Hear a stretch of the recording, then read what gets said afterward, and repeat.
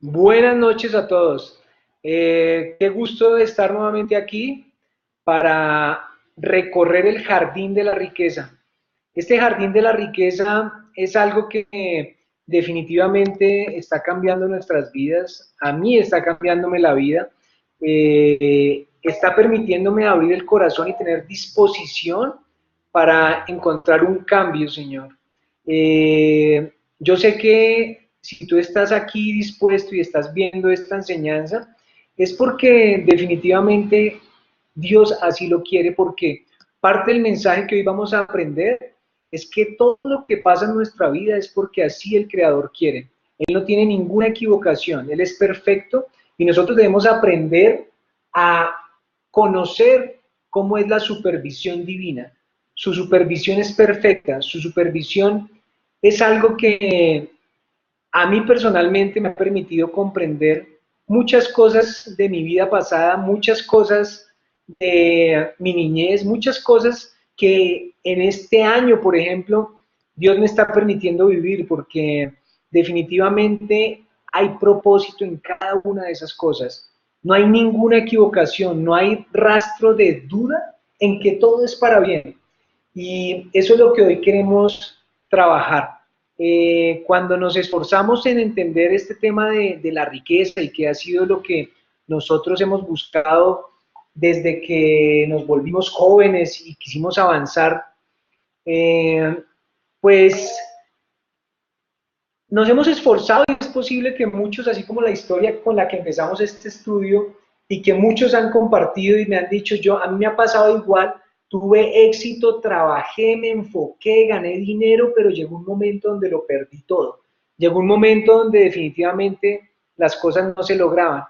Eh, como eso ha pasado y hoy en día es posible que tú o es posible que yo tenga como una distancia entre lo que espero recibir y lo que espero ganar y lo que realmente gano en términos económicos o en términos de riquezas a nivel general, pues hemos venido trabajando diferentes temas hasta llegar a uno que principalmente se enfoca en conocerte, en conocerme, en hacer una introspección, en buscar dentro de mí y poder identificar qué es eso que está bloqueando los canales de bendición, qué es eso que hace que yo piense hoy no es exactamente la cifra que yo me había propuesto, o que piense hoy es más que la cifra que me había propuesto, pueden estar los dos extremos, pero entonces al llegar a este punto y al entender que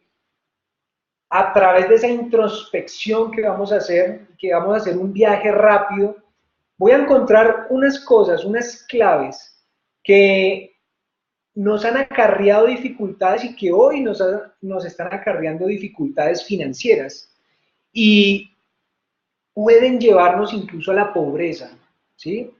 Experiencias que posiblemente tú estés viviendo, que hayas vivido hace poco o que posiblemente vengan más adelante. Nosotros no sabemos. Sin embargo, debemos llevar a cabo un profundo examen de conciencia para identificar esto, porque una vez lo identifiquemos tenemos que dar un paso que es el contundente y es rectificar, ¿sí?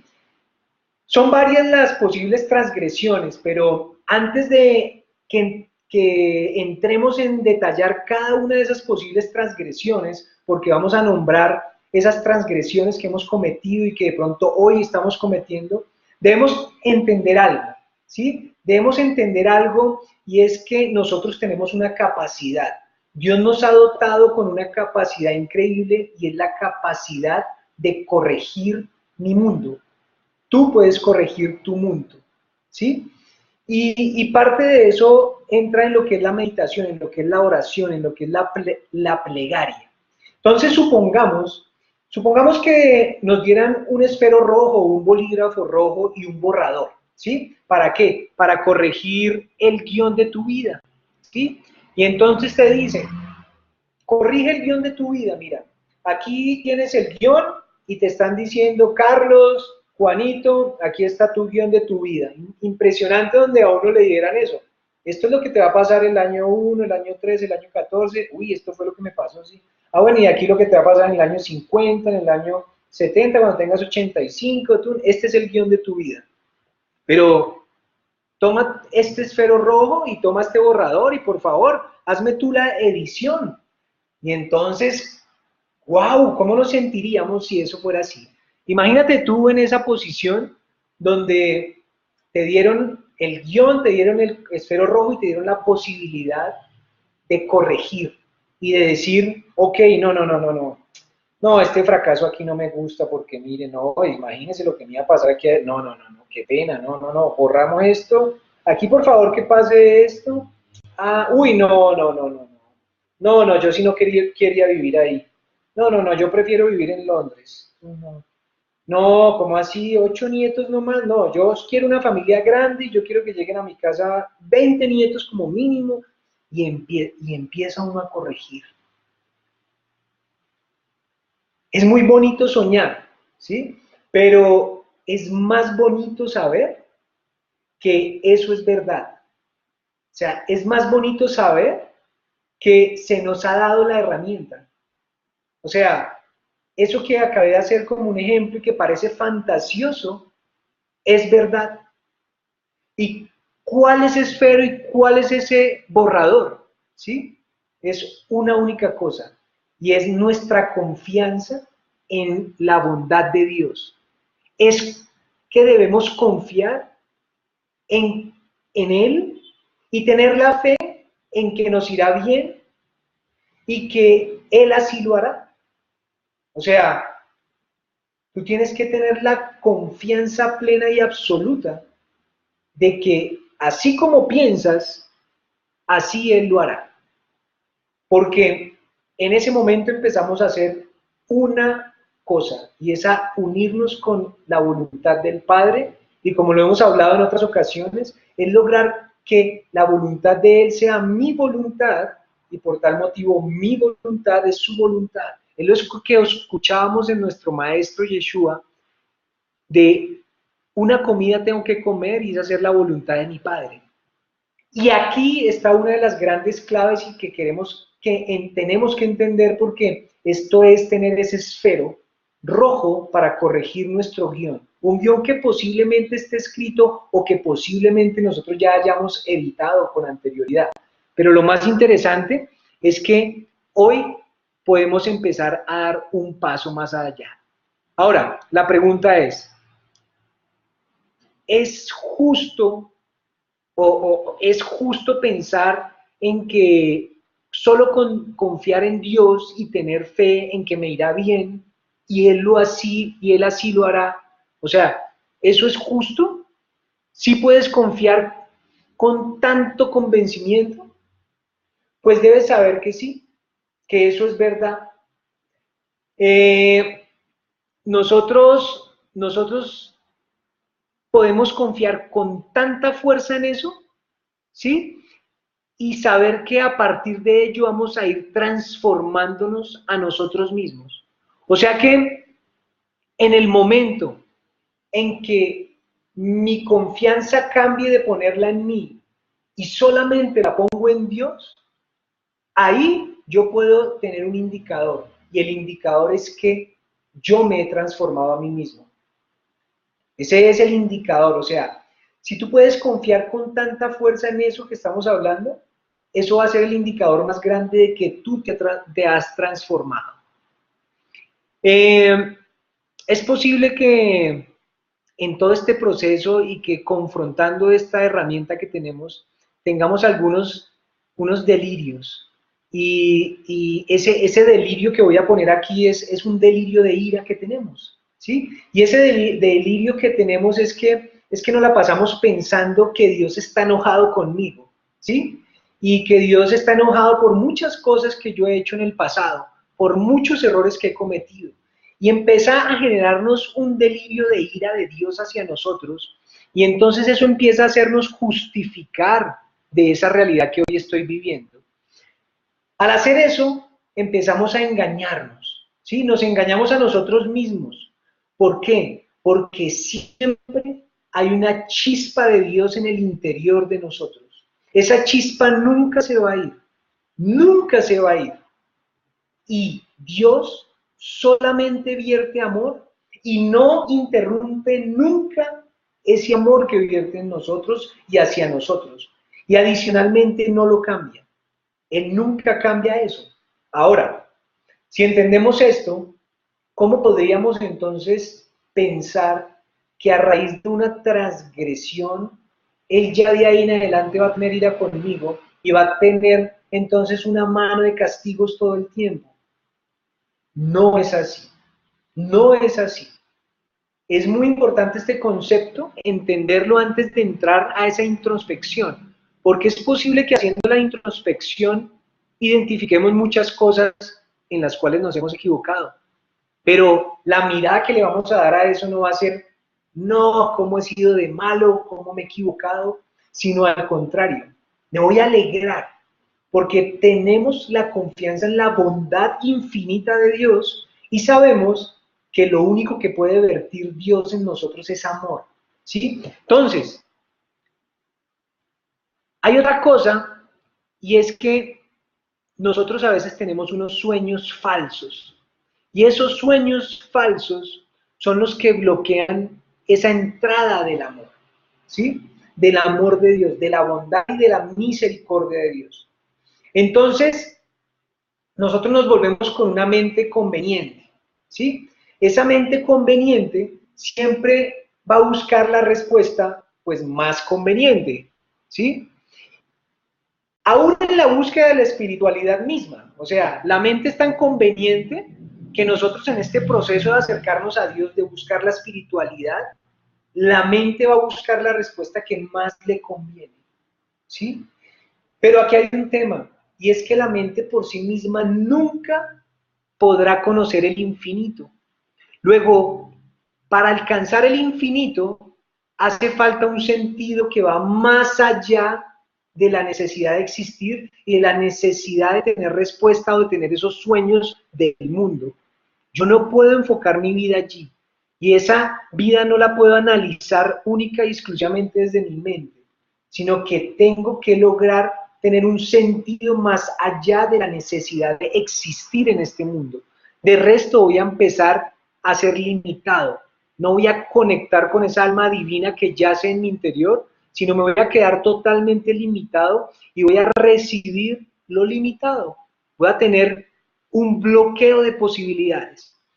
Aquí yo me acuerdo mucho de un concepto que a mí, o sea, ha sido una lucha constante, y es la diferencia entre tener un pensamiento de abundancia o un pensamiento de escasez, ¿sí?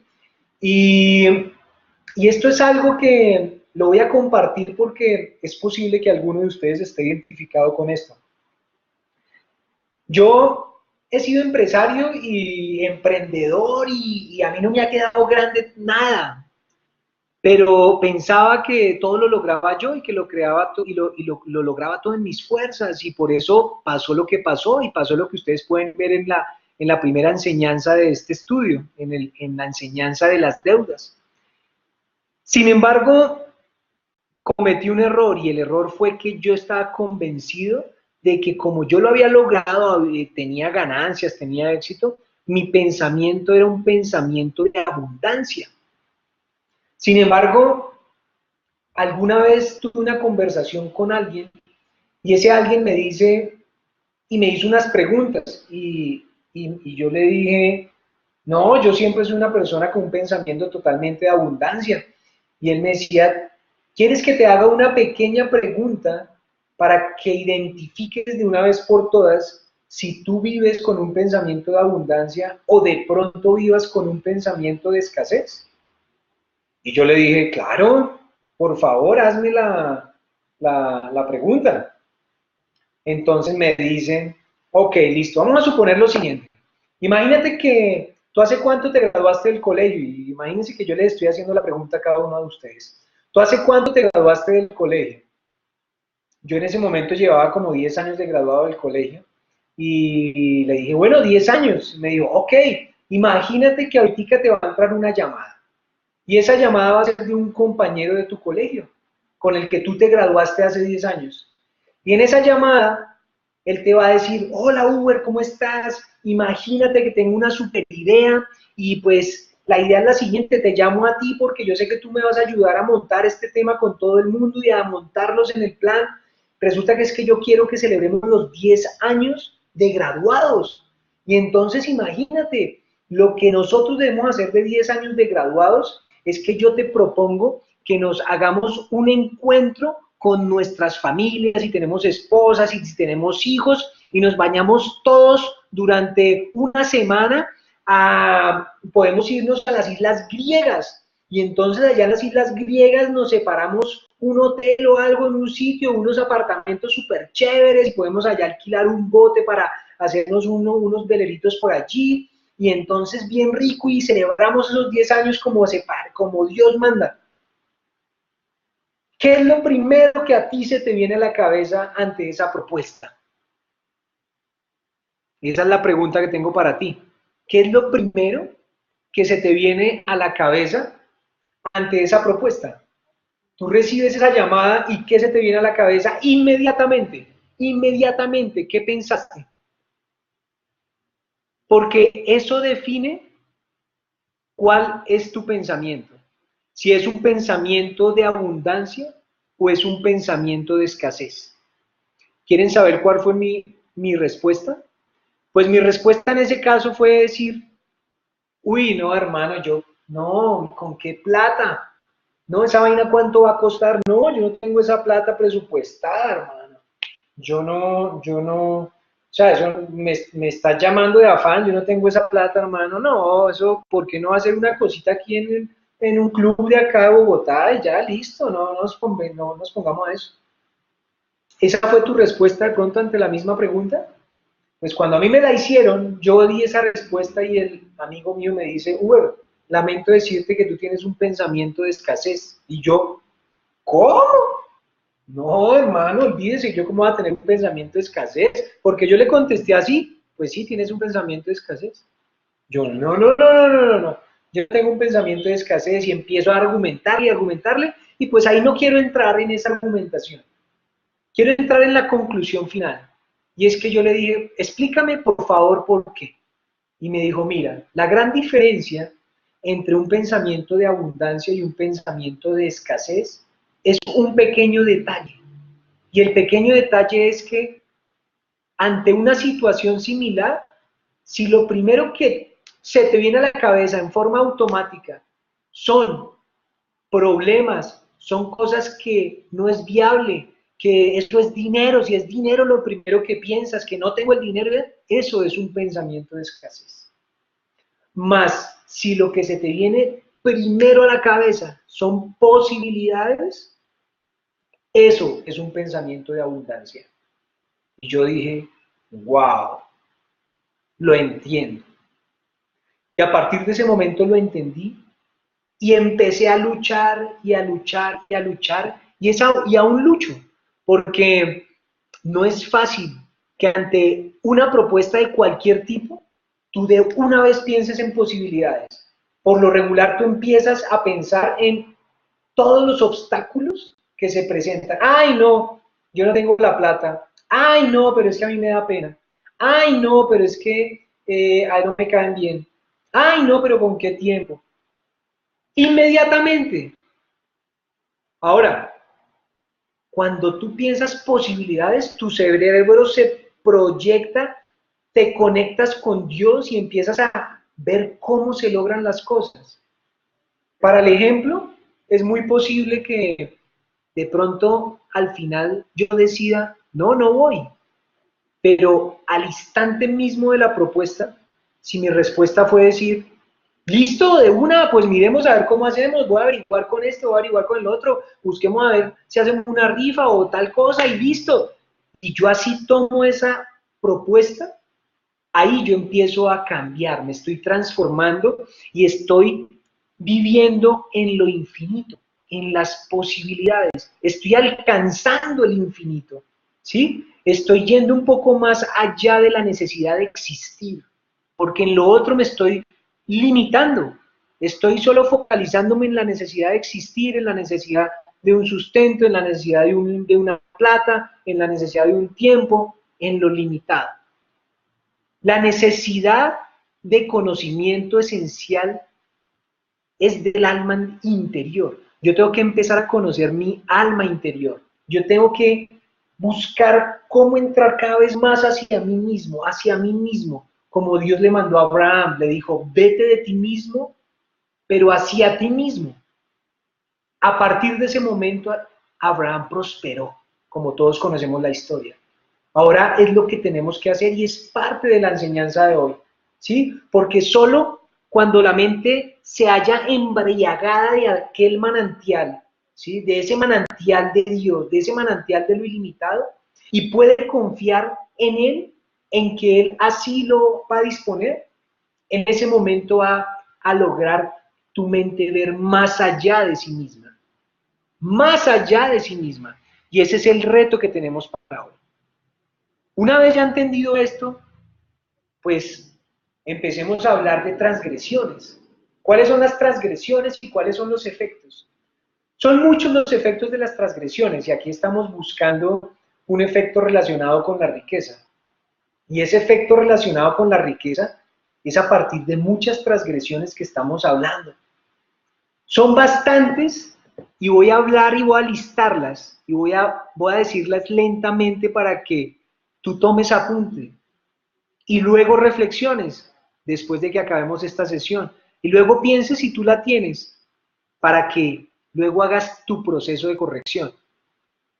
Pero hay transgresiones que son más claves y le pedí a Dios esta semana, Padre, yo quiero que de toda esta lista me muestres 3. Ustedes no se imaginan lo que pasó algo sorprendente.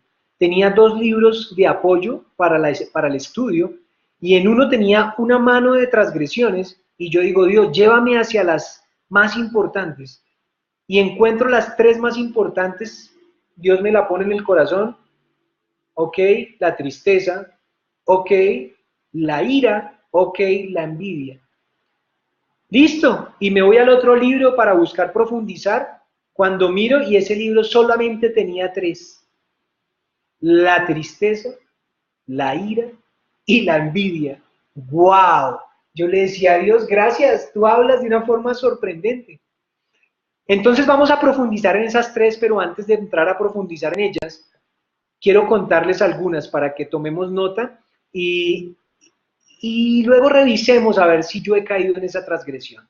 La primera son las burlas.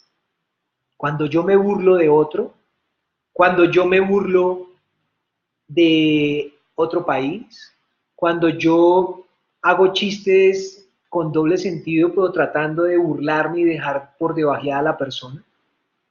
Otra transgresión es, por ejemplo, para los que son empresarios o tienen unos cargos directivos, es retener el pago de los empleados.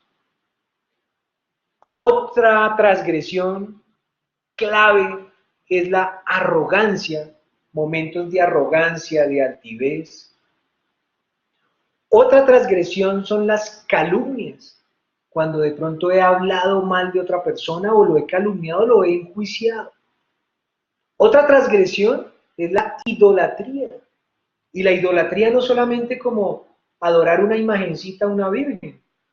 La idolatría también la idolatría al dinero, la idolatría a una empresa. Otra transgresión, el adulterio. El adulterio con otra mujer o el adulterio inclusive mental. Otra transgresión, la pornografía, la masturbación. Otra transgresión, la brujería. Y son una lista más grande, pero el efecto de todas estas transgresiones es que ayudan a perder el sustento. Ayudan a perder el sustento. Y todo esto está en la palabra de Dios. Todo esto está en la palabra de Dios. Ustedes pueden encontrar proverbios, salmos, información de los profetas. Y para mostrarles, por ejemplo, con la primera de de las burlas, podemos leer Oseas, ¿sí? Oseas 7. Voy a leerles Oseas 7 rápidamente, una partecita, porque aquí encontramos inclusive algunas. Dice, y no consideran que yo me acuerdo de toda su maldad. Ahora, sus malas obras los han rodeado. Han estado siempre delante de mí.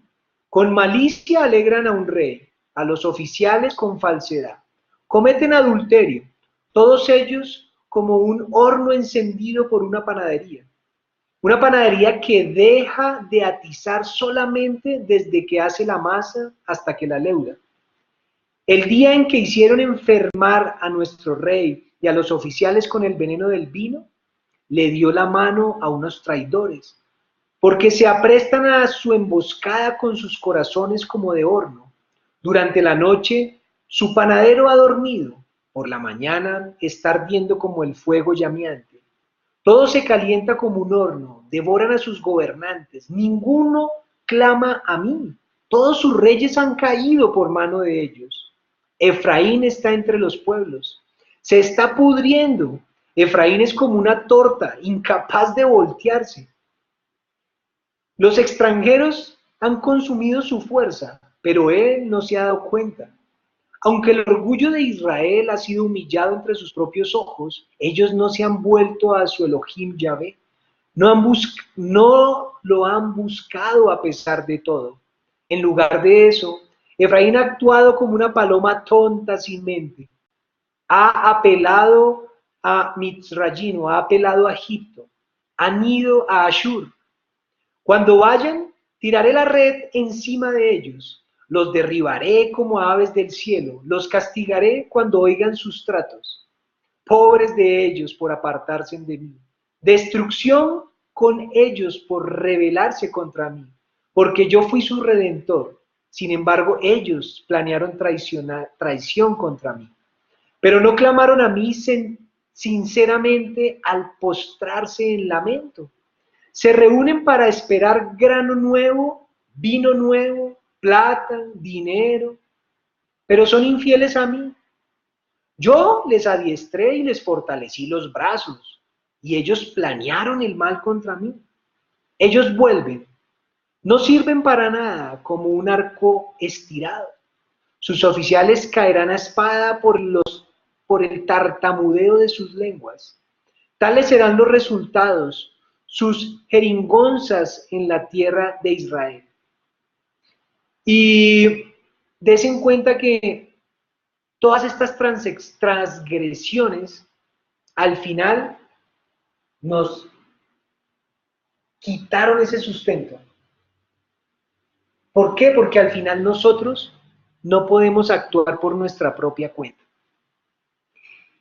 Y vamos a empezar con la primera. La primera, la tristeza. Y la tristeza es algo que para, o sea, casi todas, pero esta es impresionante como es un indicador de la carencia de fe. Cuando tú estás triste, estás demostrando que no tienes fe. Y es que hay un principio, y el principio es que el Creador pone su supervisión divina, y esa supervisión divina es individual, es sobre cada criatura, ¿sí? Y a cada criatura le otorga las mejores condiciones para que pueda acercarse a Él. ¿Y qué? Y conocerlo. Entonces, bajo ese principio de que el Creador pone su supervisión divina, quiere decir que todas las cosas que el Creador permite son para mi bien. Y es para cumplir con ese gran propósito de haber bajado yo a este mundo. Y es descubrirlo, acercarme a Él y conocerlo. ¿Sí? Entonces, ¿qué quiere decir esto? Quiere decir que al final todas esas cosas que me entristecen, realmente es porque yo no estoy siendo capaz de ver la verdadera realidad que yo tengo que ver. No estoy poniendo mis ojos donde tengo que ponerlos, ¿sí? Yo me estoy viendo en este momento una película que es Matrix, me la he visto como 7 veces, pero esa película Matrix, que se las recomiendo nuevamente, si la pueden ver la trilogía, me la estoy viendo con mi hijo, me muestra cómo toda la matriz es el mundo espiritual y cómo uno tiene que tener la capacidad de ver la matriz y no ver el mundo real o el mundo material en el que vivimos, que en el caso de Matrix es un programa de computador, ¿sí? Sino que al final yo tengo que buscar en la matriz, tengo que buscar lo espiritual en este caso. Nosotros a veces nos entristecemos mucho por las privaciones, porque no tengo dinero para el paseo, porque no tengo dinero para mi carro, porque de pronto inclusive la situación puede ser muy crítica, no tengo dinero para el sustento de esta noche, no tengo el dinero para pagar un arriendo, no tengo dinero para llevar el pan a mi casa, ¿sí? Sin embargo, para explotar la cabeza, no existen las privaciones. O sea, el concepto privación no existe, ¿sí? Incluso si cometemos errores como todas esas transgresiones que habíamos hablado, debemos estar alegres y seguros de que hay una supervisión divina de que así el Creador quiere, ¿sí? Es decir que si en ese momento no tengo el sustento para eso que quiero o me estoy privando de algo que deseo, es que así el Creador quiere, ¿sí? ¿Y cuál es la explicación de esto? ¿Sí? ¿Cuál es la explicación de esto? La explicación es que Dios quiere mostrar cuál es el trabajo espiritual y qué es lo que debemos rectificar nosotros en este mundo. O sea, al final, esa es la explicación de que incluso si cometemos errores, debemos estar alegres y seguros de que así el Creador quiere. O sea, el Creador quiere que cometamos errores. Suena ilógico y yo casi no lo entiendo. O sea, créanme que me dio vueltas y vueltas y vueltas en la cabeza este tema porque suena confuso.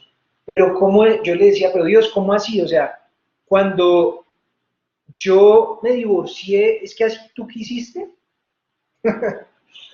Y de pronto lo que hemos escuchado todo el tiempo es que no, que eso es cuestión del diablo, cuestión del enemigo y que nos atacó el diablo. Sin embargo, le he pedido en oración mucho que me revele por qué así es esto. Y él me dice, hijo, es que no hay nada separado de mí, no hay nada. Todo está controlado por mí. ¿Sí?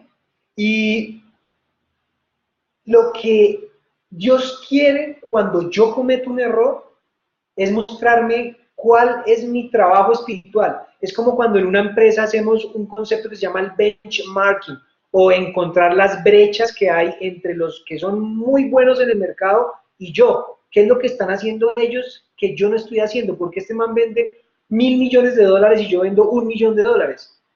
Entonces uno a partir de que lo analiza y se da cuenta, yo hice esto está mal, me doy cuenta que tengo esta distancia y entonces yo puedo decir, ok, este es el trabajo que yo tengo que hacer para crecer y para empezar a rectificar y acercarme a ese estándar. Y eso es lo mismo y así es como yo lo entendí que Dios lo maneja. Él quiere mostrarme cuál es ese camino espiritual que yo debo avanzar. ¿Qué es lo que yo debo rectificar? ¿Para qué vine yo a este mundo a corregir mi alma? ¿Sí? Y al final, entonces, ¿qué pasa? Que la desventaja, cualquier desventaja que yo tenga, realmente se vuelve una ventaja. ¿Sí?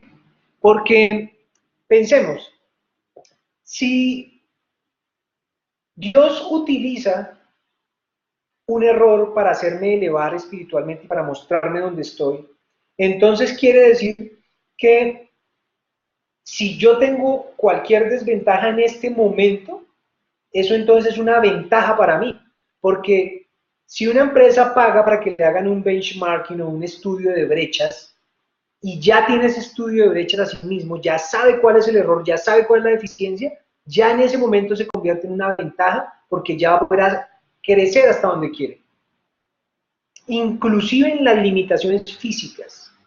Cuando yo tengo una limitación física, inclusive, por ejemplo, todos conocemos a este señor que es sin manos y sin pies, tiene una limitación física tremenda de movilidad, pero esa desventaja él la tuvo clarísima y se le convirtió en una gran ventaja, y esa persona es súper evangelizadora. Y si uno mira la Biblia, nos encontramos con una cantidad de casos que por nombrar algunos, encontramos a Moisés. Moisés, que era tartamudo, tenía una gran desventaja, pero esa desventaja se convirtió en ventaja. Sansón era rengo, o sea, era cojo, era como rengo. Y todos conocemos la historia de Sansón, y mejor dicho, o sea, eso se convirtió en una ventaja. Es más, David, el rey David, él era marginado y era despreciado, inclusive hasta por sus propios padres, su propio padre y sus hermanos. Lo marginaban y lo despreciaban. Todos eran acuerpados, eran en el ejército, estaban en la realeza y el hombre lo tenía por acá pastoreando. Vea, usted mi hermano ni venga por acá. Pero esas fueron realmente las ventajas de ellos. Y aquí es donde todo se vuelve a la inversa. Y esto es lo interesante de Dios, ¿sí? Porque, ¿saben cuál es la clave? La clave es que cuando yo tengo una desventaja, cuando inclusive yo tengo algo que me hace falta, en ese momento yo puedo aceptar que solo el Creador puede ayudarme a lograrlo. O sea, Moisés entendió eso perfecto. Tan perfecto que, o sea, solo Dios fue el que hizo todo y él lo tenía claro. Y habló, o Sansón o David lo tenían clarísimo. O sea, qué bendición es hoy identificar mis desventajas. Ay, es que yo, no, la verdad es que yo soy muy callado, o es que yo soy cojo, o no tengo una mano, o no soy inteligente. Qué bendición, porque en ese momento vas a poder acercarte más a Dios, vas a poder acercarte más al Creador, ¿sí? Y eso es clave porque así empezamos a generar esta dependencia con Dios y es parte de lo que es voltear la tristeza hacia la alegría y, y dejar la queja, ¿sí? Porque la queja se vuelve como una herejía. Y una herejía es un tema grave, esa palabra herejía es de alta envergadura, ¿sí? Normalmente nosotros decimos, Dios se olvidó de mí. O sea, grave. Dios no quiere ayudarme. Es que no sé orar. Es que soy un perdedor. Es que nada me sale como quiero. ¿Sí? Esas cosas cuando nosotros las hablamos, bueno, primero cuando las pensamos, cuando empieza esto a trabajar en nuestra mente, hace que luego las hablemos y hace que generemos esa realidad. Y hace que nos entristezcamos. Entonces, ¿cuál es la clave? La clave es empezar a mirar la fe. Entonces yo no puedo decir, Dios se olvidó de mí, sino que debo decir con fe, Dios, gracias por dejarme intentarlo solo, pero yo sé que tú estás ayudándome, tú estás empujándome, tú estás guiándome, ¿sí? No es Dios no quiere ayudarme, sino desde la fe y desde la alegría es Dios, gracias porque tú confías en mí, porque tú tienes fe, porque tú me has fortalecido y yo sé que con tu ayuda lo puedo lograr. No sé orar, no, al contrario, Padre Santo, gracias porque a través de no saber orar yo necesito más tu presencia, yo necesito que baje tu espíritu. Rey Celestial, yo quiero disfrutar de las palabras de alabanza. Gracias porque esto yo te lo estoy pidiendo hoy a ti. Dios, gracias porque inclusive, mira, al no saber orar ya tenemos un tema más de conversación. O sea, ya estoy orando. Yo puedo transformar todos estos sentimientos de tristeza y pensamientos que me vuelven en herejía con la fe. Y de esta forma empiezo a elevarme y empiezo a transformar esta conciencia. Y esto lo podemos ver con la historia de José. ¿Sí? De José, que siempre estuvo alegre, siempre, todo el tiempo José estuvo alegre. Y uno puede asociar con nuestras quejas temas de José. Uno dice, por ejemplo, cuando era joven o cuando ya es grande y no tiene pareja y no ha conseguido esposa, es que no tengo pareja y empieza usted a entristecerse. Pues José tampoco tenía pareja, ¿sí? Inclusive estaba en la cárcel y le tocó muchas cosas, pero él estaba alegre. Que no tengo hijos. Pues José también pasó muchos años que inclusive pues sin pareja, ¿cómo iba a tener hijos? Que no tengo una casa donde vivir, ¿sí? Es más, que estoy preso, estoy en la cárcel, o estoy en la cárcel de la tristeza, de la desolación, que estoy pasando una prueba grande, que no tengo plata. En todo debo tener la capacidad de bailar, ¿sí? Y aquí una de las cosas que les escribía yo esta semana, y que era introducción para este tema, y es que hasta que el hombre no baila, hasta en su propia prisión, no va a salir de ahí. Ojo, la repito nuevamente, hasta que el hombre no es capaz y no disfrute bailar en su propia prisión, en la prisión del hoy, en eso que te está entristeciendo, si tú no eres capaz de cambiar eso que te entristece hoy y volverlo a alegría, si esa falta de sustento que te entristece no eres capaz de cambiarla de alegrarte y de esforzarte y pedirle a Dios por alegría, si ese negocio que perdiste no eres capaz de alegrarte por eso, si esa, no sé, esa muerte de ese ser querido o ese fracaso financiero, si no eres capaz de bailar allí, no vas a salir de allí. Solo en el momento en que bailes se va a acabar eso, ya se acaba, así como le pasó a José, ¿sí? Él bailó y tenía un nivel espiritual tan alto, tan alto, tan alto, tan alto, que al final la única consecuencia de bailar en la prisión fue ser rey, fue que se volvió el banco de Dios. O sea, él recibió las riquezas de Egipto para administrarlas todas, todas, absolutamente todas. Y eso es lo que está esperando por ti. Entonces la tristeza tenemos que evacuarla, porque la tristeza solamente dice, Padre, tú no haces las cosas bien, tú a mí no me quieres y vas a estar quejándote. Y recordemos que cuando nos quejamos sin motivos, los ángeles acusadores suben al cielo y le dicen, Dios, mire, allá se está quejando Pedro, Carlos, José. Y entonces Dios en su infinita misericordia lo que va a hacer es decir, no, él no se queja sin motivos. Ahí vea, y nos da un motivo para quejarnos. Y entonces ahí sí vamos a poder seguirnos quejando. Entonces vamos a cambiar por alegría cualquier situación que estemos viviendo, para que empecemos a transformar también el concepto de Dios. Y el concepto es que si nosotros no nos quejamos por nada, Él no se queja por nada de cómo nosotros hacemos las cosas. Y pasamos al segundo punto y la segunda transgresión clave que queríamos hablarla. La ira.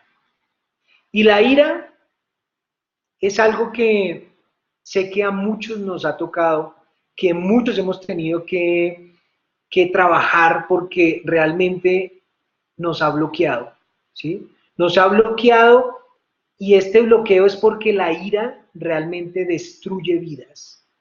La ira, el enojo, destruye mi propia vida y destruye la vida de las personas que tengo al alrededor mío, con las que vivo, con los que más amo. Y es más, nosotros a veces nos justificamos y justificamos la ira. Y a veces decimos, no, pero es que en este caso vale la ira. No, es que yo tenía que enojarme en este caso, o sea, porque tampoco uno puede dejarla pasar así. Sin embargo, nada, pero nada justifica la ira. La ira también es falta de fe, ¿sí? Porque cualquier circunstancia, cualquier situación que tú estás viviendo, de las que hayas vivido, donde a mí o a ti te sacaban la ira, y te sacaban en el ojo y te emberracabas, pues te emberracaste porque no tenías conciencia de que así el Creador quiere. ¿Tú serías capaz de tener a Dios al frente tuyo y ponerte bravo con Él? Y si Él te dijera, te voy a dar esto, ¿tú te pondrías bravo con Él? Es falta de fe la ira. ¿Por qué? Porque al final siempre así el Creador quiere. Para yo empezar a atacar esto, debo empezar a tener una conciencia espiritual. Y esa conciencia espiritual, pues aunque ya la hemos venido hablando aquí en esta charla, esa conciencia espiritual consiste en que no hay nada fuera de Dios. No hay absolutamente nada fuera de Dios. ¿Sí? Dice en Eclesiastés 7:9, no te apresures en tu corazón a enojarte, porque el enojo reposa en el seno de los necios. Y eso quiere decir que la ira daña más allá del alma. O sea, la ira no solamente me da gastritis, sino que mata mi alma. O sea, la mata. O sea que la ira, si daña mi alma, si la mata, quiere decir que es una transgresión gravísima, porque es más grave que cualquier otra transgresión, ¿sí? Y cuando yo tengo ira y cuando yo me enojo, es tan grave esta transgresión que así cumpla con todos los otros preceptos, ya así yo sea el más honesto, así yo sea el que dé diezmo y dé homash y dé caridad en forma, etcétera, con la ira pierdo absolutamente todos esos méritos. ¡Wow! O sea que hay que ponerle muchísima atención a la ira. Porque por la ira se pierde el alma. ¿Sí? Y pasan cosas que aparentemente no tienen explicación. A veces no hay explicación de por qué no encuentro la pareja. ¿Sí? Lo mismo que hablábamos ahorita. Es más, nosotros a veces con nuestra esposa no entendemos por qué nuestra esposa se nos opone o molesta tanto. Inclusive, a veces no entendemos por qué nos da una locura, por qué un síndrome bipolar, o por qué tuvimos que ser internados por alguna enfermedad psiquiátrica, o por qué caí en un vicio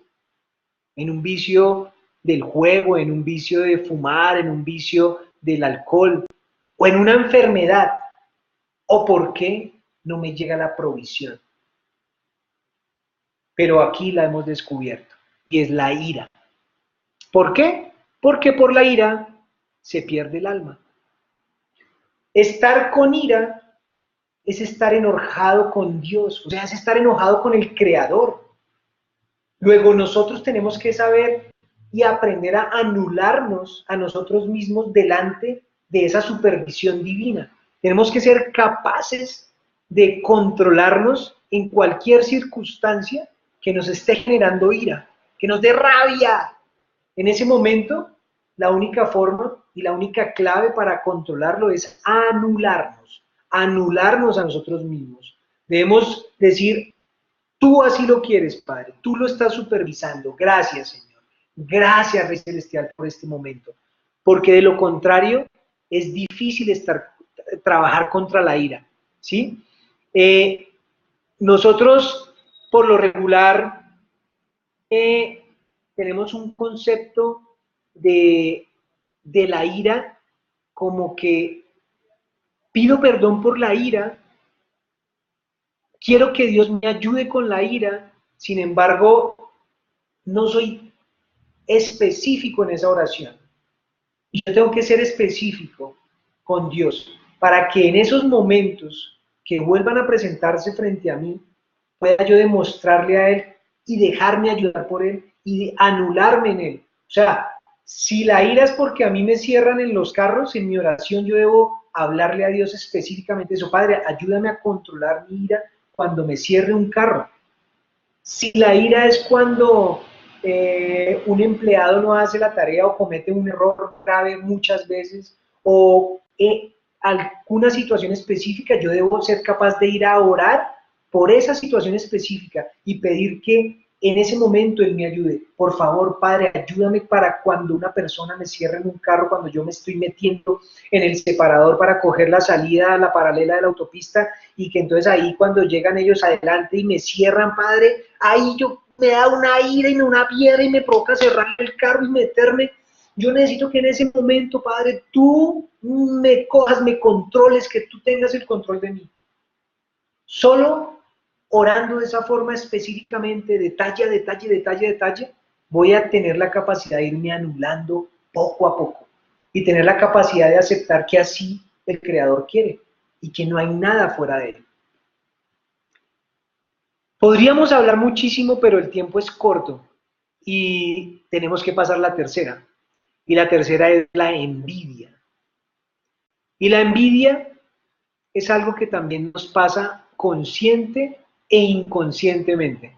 Y la envidia puede quitarse con todo lo que nosotros hemos venido hablando. Y es que la supervisión divina es sobre cada criatura.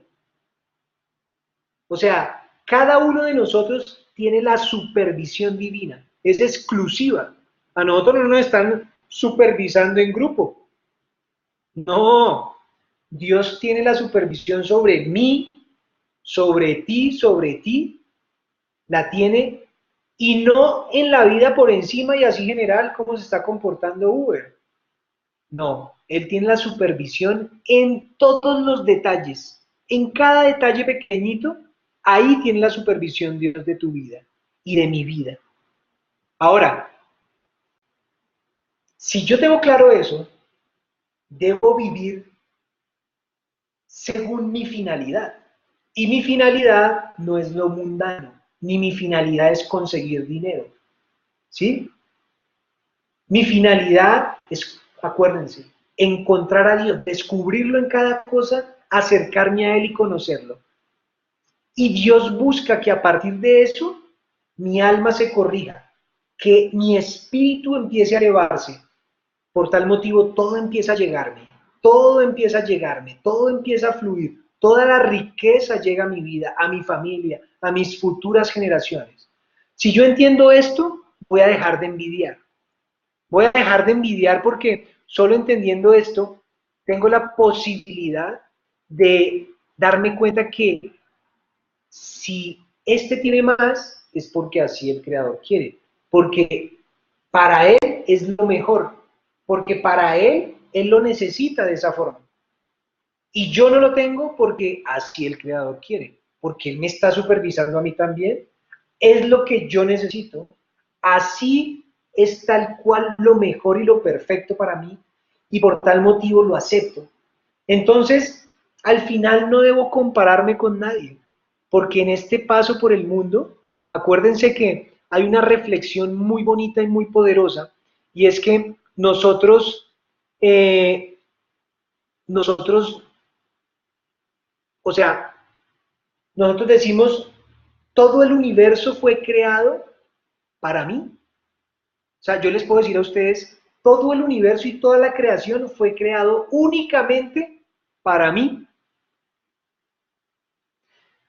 Pero también puedo decirles, todo el universo y toda la creación fue creada para ti, Jorge. Toda la creación y el universo fue creada para ti, Juan.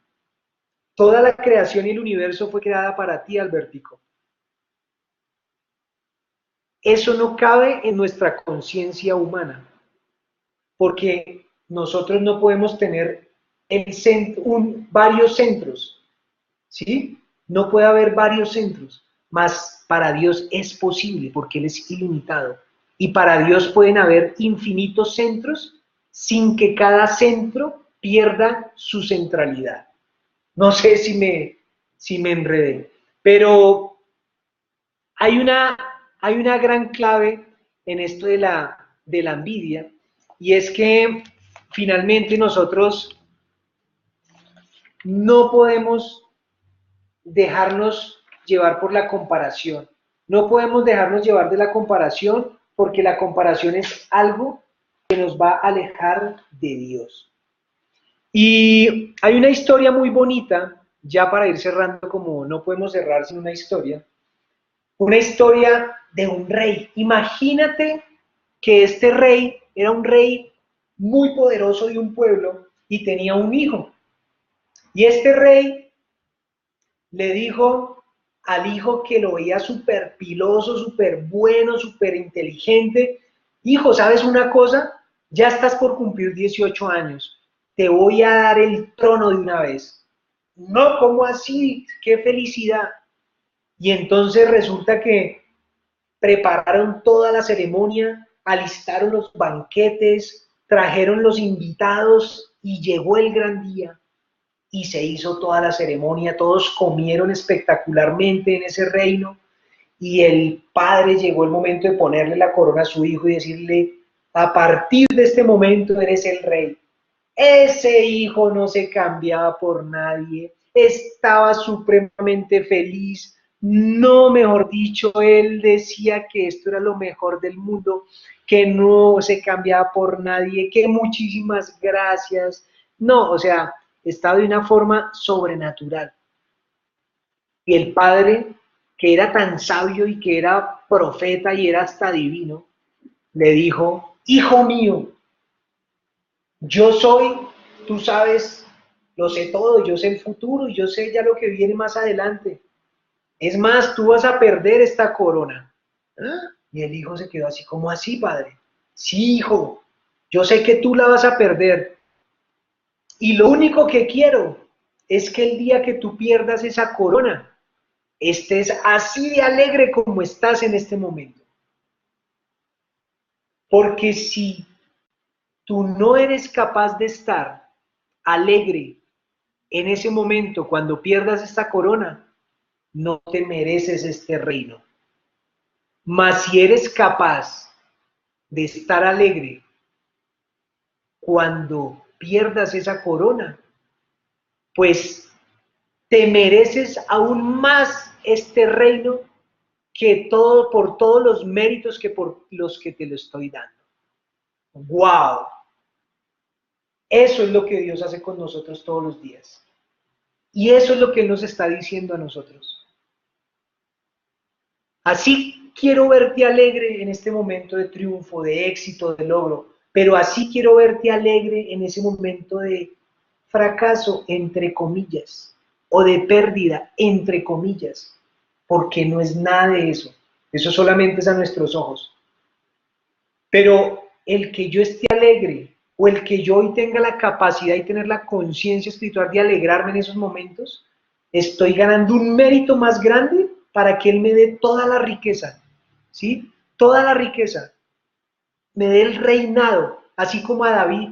Si ustedes miran la historia de David, David no le veía ninguna diferencia en ser rey y en ser pastor.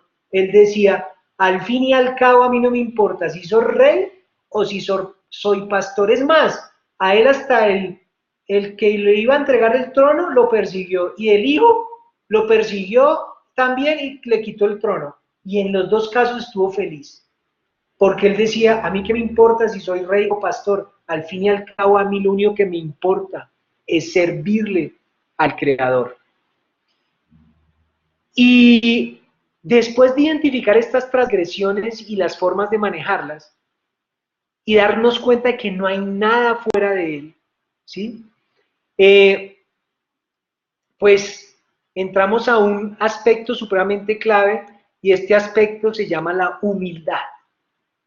Con la humildad quería cerrar y va a ser de pronto el tema de otra reunión, pero la humildad la quiero hablar porque la humildad es un concepto que nosotros tenemos muy desdibujado, porque la humildad por lo regular de nosotros es falsa. La humildad que nosotros manejamos es: ay, pobrecito, ay, no, es que yo soy muy quieto, yo soy muy tranquilo, y esa no es la humildad. El concepto de humildad del reino es reconocer mis cualidades, es saber mis capacidades, mis talentos, es reconocer que los tengo, pero saber que provienen de Dios, el 100%. Por la misma forma, humildad es alegrarnos con los triunfos, alegrarnos con los logros, estar feliz y celebrarlos, pero saber que provienen de Dios y que así el Creador quiso. Por tal motivo también humildad es no entristecerme por mis fracasos. Eso también es humildad. ¿Por qué? Por lo mismo. Debo estar alegre porque así el Creador quiso. Y eso era la mayor enseñanza de Moisés. La mayor enseñanza de Moisés era vencer la mala inclinación, ¿sí? Vencer esa mala inclinación de que yo lo logro solo, ¿sí? Nosotros no podemos vencer nada solos. No podemos hacer nada sin Dios, absolutamente nada sin Dios. Dice la palabra que el más humilde de toda la creación ha sido Moisés. Y Moisés era tremendo guerrero, tremendo líder. Hizo cosas heroicas que muy pocos han podido hacer.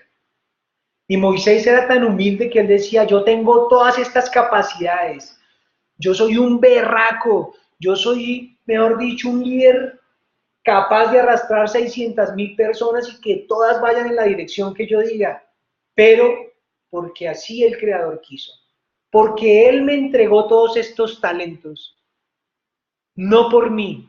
Es más, decía Moisés en su grande humildad, si Dios le hubiera entregado todos estos talentos a cualquier otra persona, estoy completamente seguro que lo hubieran hecho muchísimo mejor de lo que yo fui capaz de hacer. ¡Wow! Eso sí es humildad. Eso sí es humildad. Y con esa humildad vamos a tener reinos. Vamos a dejar que Dios nos vista con sus riquezas. Vamos a ser los bancos de Dios y vamos a convertirnos en canales para dar la bendición a muchas personas. Pero más vamos a honrarlo a Él, porque Él está haciendo su obra a través de nosotros. Muchas gracias nuevamente por este tiempo. Hablamos las cosas muy por encima, pero va a llegar el momento de profundizarlo. Los espero en la próxima sesión de estudio que va a estar también sobrenatural y pues quiero dejar aquí abierto ahora